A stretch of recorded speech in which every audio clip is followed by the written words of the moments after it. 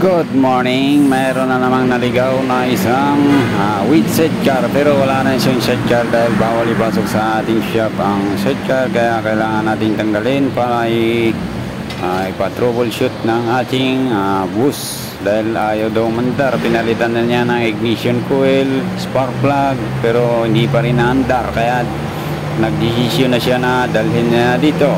Pero good naman daw yung battery, pero dito kailangan muna natin na pagtsagaan, trouble muna natin para magamit muna yung motor ni bus.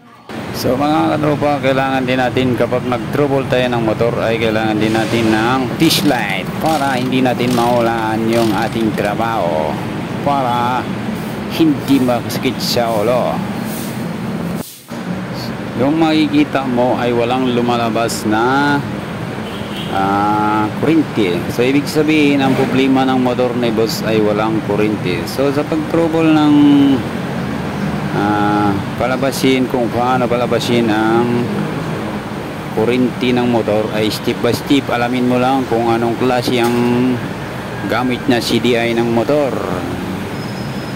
kung primary type ba o battery operated, kung ilan ang wire nakalagay doon. Ngayon pag battery primary type siya, hanapin mo lang yung kulay black na may lining na red, ikaskas mo lang siya dito habang kina-under mo. Galing ito sa stator mga katropa, cut mo lang siya, ikaskas mo lang sa body.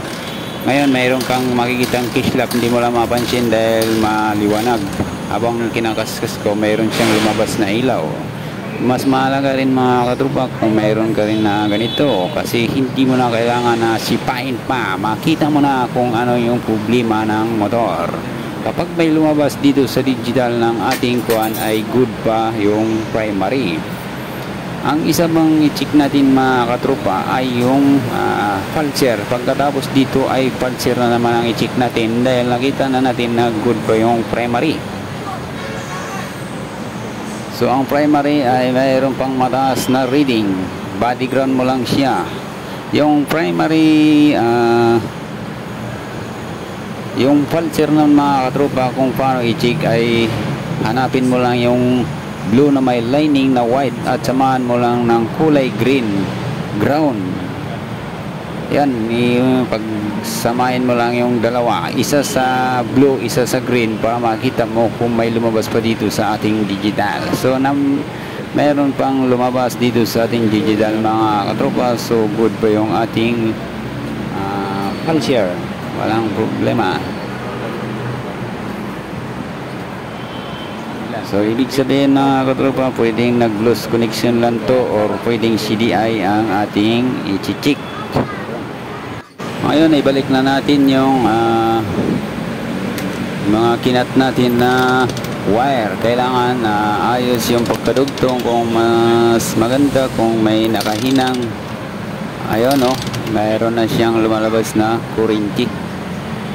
Kung mapapansin mo ay mayroon na siyang dugtong, yung kulay brown, nidugtungan na siya ng kulay yellow. So ibig sabihin mga katropa ay posibleng dito lang nagumpisa yung sakit ng motor ni boss. Nag-loose connection lang siya, kaya ang kailangan lang i-check dapat pag nagganitong motor, yun may kuryente na.